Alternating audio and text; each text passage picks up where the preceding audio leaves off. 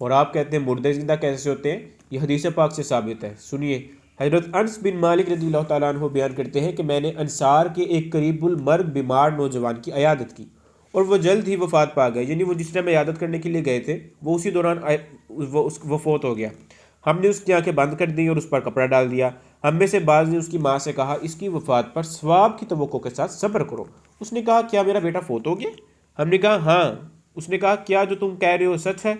हमने कहा हाँ। फिर उसने अपने हाथ आसमान की तरफ बुलंद कर दिए और दुआ की, ए अल्लाह, बेशक मैं तुझ पर ईमान लाई और तेरे रसूल सल्लल्लाहु अलैहि वसल्लम की तरफ हिजरत की, और जब कभी मुझ पर कोई मुसीबत नाजिल हुई तो मैंने तुझे पुकारा, जिसके नतीजे में तूने मुझे उस मुसीबत से छुटकारा अता फरमाया। बस मैं तुझसे सवाल करती हूँ कि आज के दिन मुझ पर यह मुसीबत ना डाल। रावी बयान करते हैं कि उस माँ की दुआ करने की देर थी कि उस नौजवान ने जो फोत हो चुका था अपने चेहरे से कपड़ा हटाया और वो जिंदा होकर खड़ा हो गया। फिर जल्दी हमने खाना खाया तो उस नौजवान ने भी हमारे साथ खाना खाया। यह हदीस पाक से साबित है मुर्दे जिंदा होते हैं औलिया कराम की करामात से। ये उस वलिया की करामत थी, उस सहाबिया की करामत थी जो अल्लाह रब्बुल इज़्ज़त ने उनको अता फरमाई थी। इस हदीस पाक को इमाम इब्न अबी दुनिया ने बयान किया है, अबू नुऐम ने बयान किया है, इब्न अदी ने बयान किया है, हाफिज़ इब्न कसीर ने अल बिदाया वन निहाया में बयान किया है। अंदाज़ा करें आप। फिर यहाँ तक कि इमाम इब्न जोज़ी ने बयान किया है। ये बड़े सख्त और मुतशद्दद तरीन मुहद्दिस हुआ करते थे। ये इब्न कसीर, इब्न जोज़ी आप समझते हैं दूसरी लाइन के थे, हालांकि है नहीं थे।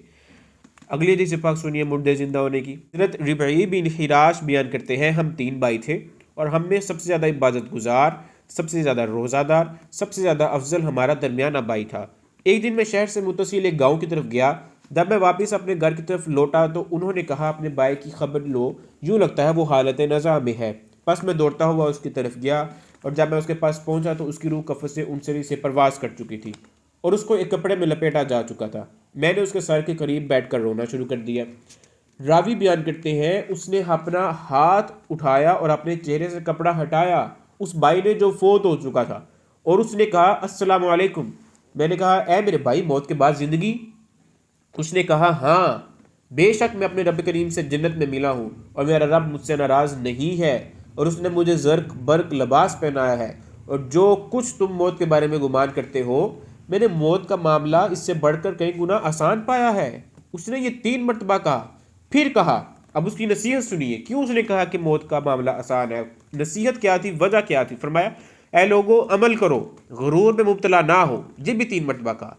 फिर कहा, मैं हुजूर नबी करीम सल्लल्लाहु अलैहि वसल्लम से मिला हूँ और उन्होंने कसम खाई है कि वो इस वक्त तक इस जगह से तशरीफ नहीं ले जाएंगे जब तक मैं उनके पास ना पहुंच जाऊं। यानी आका अलैहिस्सलातु वस्सलाम उनके घर तशरीफ लाए हुए थे और फरमाया आका अलैहिस्सलातु वस्सलाम ने कि मैं तब तक यहाँ से नहीं जाऊंगा तुम्हारे पास से जब तक तुम्हें दफन करके मुझ तक नहीं पहुंचा दिया जाता।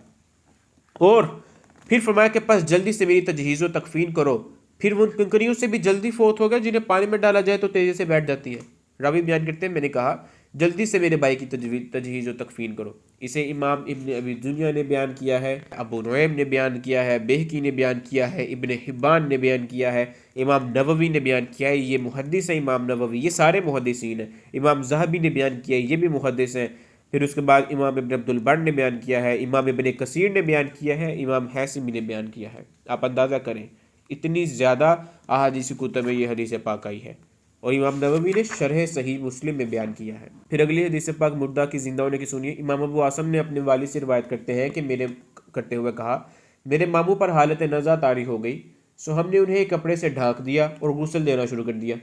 इसी दौरान उन्होंने अपने चेहरे से पर्दा हटाया और दुआ की, ए अल्लाह, मुझे उस वक्त तक मौत न देना जब तक तू मुझे अपनी राह में जहाद की तौफीक नहीं अता फरमाता।